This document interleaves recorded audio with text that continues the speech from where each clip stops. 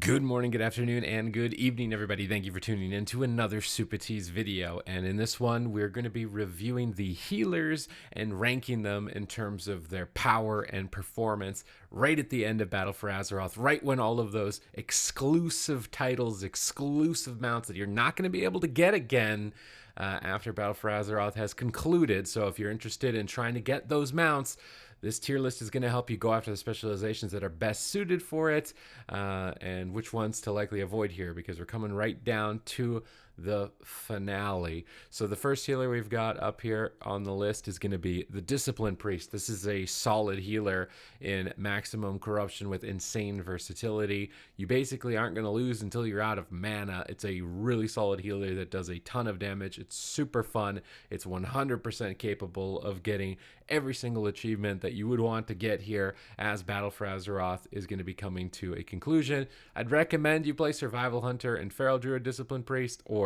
Fire Mage, Assassination Rogue, and Discipline Priest if you're really interested in going after a specific mount or title.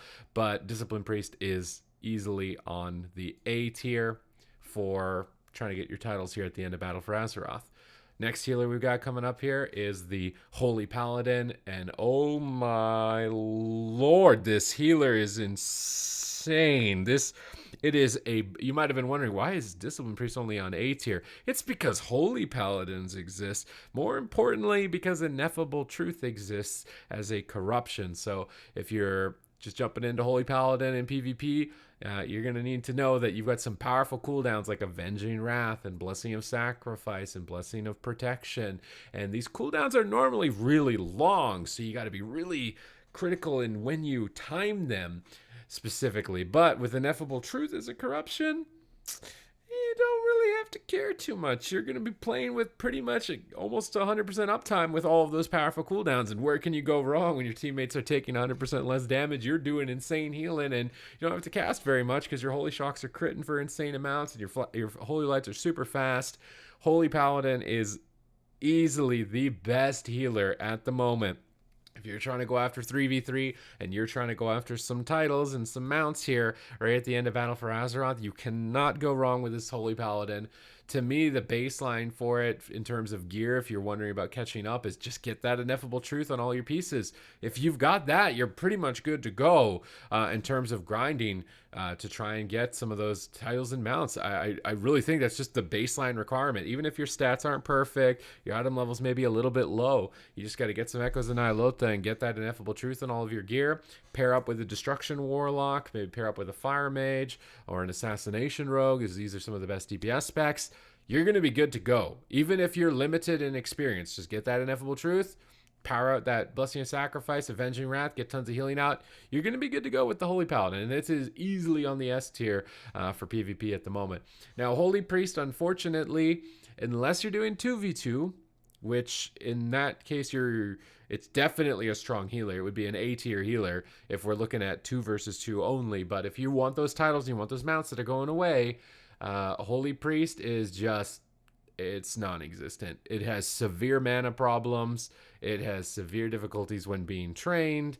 It's basically nothing but downsides in 3v3 comparatively to every other healer. A Holy Priest in 3v3, it's a C. I'm not putting it all the way down to the D because I don't want to hurt the Holy Priest feelings too much, but probably does deserve to be down in the D. It's just not there if you're interested in playing a specialization for these end of season titles and rewards, unfortunately. Now, moving to the fourth healer, we've got the Missweaver Monk. This one was the top dog. It was the hot shot for a while, but it got nerfed recently. And with Vitality Conduit, the essence being nerfed, and its Life Cocoon cooldown being increased, it's falling off. The main problems with it is that it just doesn't add any damage and much offense to the game that Discipline Priest, and Holy Priest provide aggressively on top of their solid defense.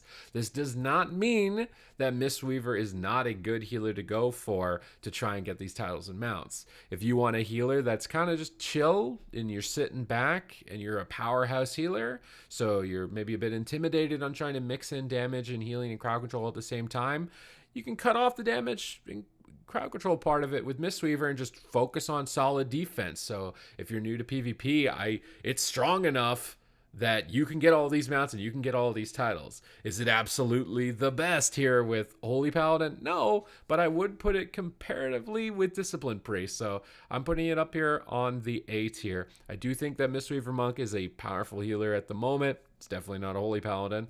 And it's also got the benefit that it's straightforward. Just heal. Soothing Mist, Enveloping Mist, Life Cocoon, Vitality Conduit. You're good to go. You're going to be pushing rating in no time. Again, with the Missweaver Monk, I would suggest that you play with mages and warlocks if you're really interested in just raiding and getting wins and maybe just getting your win mounts, your vicious mounts. Playing with those specializations is going to grant you a lot higher win percentages on the arena ladder at the moment. Now, we've got Resto Druid. Boy, did this one fall from grace, but it kind of deserved it a little bit. I mean, not Teldrassil didn't deserve it, but it basically got the Teldrassil treatment. It got burned down. It doesn't mean that I don't think you can get the titles and mounts with it, but it's a healer that is basically limited to one composition. So if you are a Resto Druid out there and you're trying to push for these titles and mounts in PvP at the end of BFA, I would recommend that you only play with a Fire Mage and a Destruction Warlock. Outside of that, as a Restoration Druid, I sincerely am saying do not try anything else, because you've got a limited amount of time here if you want these titles. And unfortunately, because it is limited to one comp where it's easily replaceable with two other healers in the game, the Missweaver Monk and the Holy Paladin, it's a much better performing comp with them. It's going on the B tier. It's not up there with the disciplines. It's not with the Mistweavers. I think it can still deliver. I've been playing it. I was able to get my Gladiator title. There are Druids pushing to rank 1, and they're all playing that Mage, Warlock, Destruction, and Fire Mage. So that would be my recommendation.